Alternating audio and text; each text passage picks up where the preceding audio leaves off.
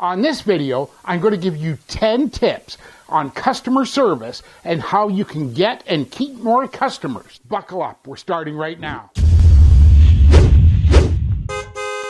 Hey, my name's Matthew, and I welcome you to Car Count Hackers. If this is your first time and you want to get more customers, fix your car count, and finally make the money that you know you and your family deserve, go ahead and smash that subscribe button, ring the bell icon. That way, I'll continue to deliver tips, tricks, and hacks that my underground group of car count hackers uses every day, and you'll be the first to be notified. So let's talk about customer service. I have to be truthful with you. This video was inspired by a post at Auto Shop Owners Forum. Auto Shop Owners Forum is a great place for repair shop owners. There's lots of information posted on that forum. Joe Marconi from Osceola Garage in Baldwin, New York, an administrator of the forum, posted an article. And I have to tell you, it just made me stop everything I was doing and get this video out. Let me tell you what Joe said. In his article, Joe started, "A few weeks back, I had a problem with my refrigerator." I get it. He was talking about a refrigerator, but hold on, you won't believe this. Joe went on to say, "I got a referral and called an appliance repair company. I called 3 times, and each time I called, this is what happened. Quote, see any appliance, please hold." Really? I was put on hold 3 times for about 5 minutes. After being put on hold each time, a woman would say, "What's the problem?" There was no engagement, no sign of interest for me as a customer, and no signs of caring. I gave the woman a brief description of the problem, and each time she told me someone would call me back. Well, nobody did. Really? Joe's article went on to say, "So I called the 4th time, and as the person answered the phone, I said, 'Do not put me on hold.' There was silence, so I continued. I explained to her that she had spoken to me 3 times. I left messages 3 times, and 3 times you told me that someone would call me back. She replied, 'You're talking to the wrong person. If you have any complaints, write a letter to my boss. After all, he won't listen to me anyways.' So I hung up the phone and called another company." Really? Talk about customer service. Joe goes on to explain a couple of other things in his article, and I'll leave a link to that in the description below. Again, I urge you to go over to Auto Shop Owner, sign up, because there's a lot of great information. But because of that and all of my notes and what I do with my clients, I decided to push everything back and put this video out so I could help you with the 10 best tips I've got for you about customer service. But there's one warning. Number 10 is an absolute killer, and it goes further than customer service. So make sure you hang around to get that. So let's get started. Number 1, the most important 59 seconds of your day is when the phone rings. How do I know that? Well, you may not know it, but my office handles hundreds of websites with tracking call numbers on it. And we can go in the back end and look at call durations and whatnot. An overwhelming number of inbound calls are less than a minute long. And you know what they say about making a first impression. You've only got one chance to make a first impression. Secondly, customer service isn't a department. It's an attitude. And that attitude starts with you, the shop owner. You know stuff rolls downhill, and it's up to you to set the attitude for your shop. And talking about customer service, I know this is going to come up. Is the customer always right? Well, here's how I'm going to address that. Individually, the customer's not always right. But as a whole, well, think about it this way. Without customers, what else would you have? Number 4, one of the most important things you can do for your repair shop is listen to how your phone is answered. Get this down. This is the first impression that people are going to get of your repair shop. The best tip I can give you is this. Smile before you pick up the phone. Believe it or not, people can feel your energy over the phone. So when you're answering Bob's Auto, pick up the phone. "Thank you for calling Bob's Auto. Bob speaking."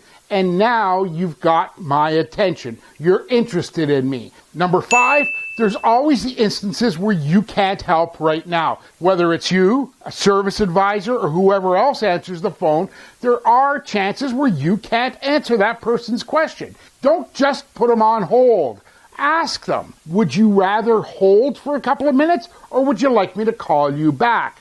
Leave it up to the customer. Nobody likes to be left on hold. Ask the customer if you would rather wait or do you want me to call you back? And if you're given the option to call a customer back, call them back. Meet your obligations. Call a customer back and give them the answers that they're looking for. Number 6, although it may sound like a no-brainer, train your staff. And when I talk about training, don't just have a pep talk and rah stuff.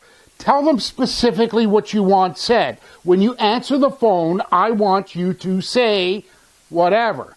Give them a framework that they can work within. If it is something that's going to cost money, they got to know whether they have your authority to proceed or to hand it off to you. Give them the framework and give them specific scripts. That's right. Type out a specific script that you want everyone to use. In that script, give them the what ifs. If the customer wants to book an appointment, the customer has a problem, the customer has a question, whatever it is, script it out, detail it, and make sure everyone is following that script. Number 7, you got to be prepared to follow up. And this is cheap. This is dirt cheap to do. It's called picking up the phone. Follow up with customers who have called or have had some issue or discrepancy in what was being done. Just pick up the phone and say, hey, it's Bob at Bob's Auto. I just want to know that everything was handled well for you. You're just showing that you're concerned and you have a genuine interest in your customer. Number 8, secret shop your own repair shop. Now, you can hire companies that'll do this, or if you have friends or neighbors that'll pick up the phone and call your shop, tell the person calling what you want to be tested. Whether it, I want to book an appointment and, well, I can only see you tomorrow at 4 o'clock and you say that's not good enough. There are specific scenarios that you're probably having a problem with. So be sure that the person calling your shop knows that and see how it's all handled. Number 9, call tracking phone numbers. This is easily done.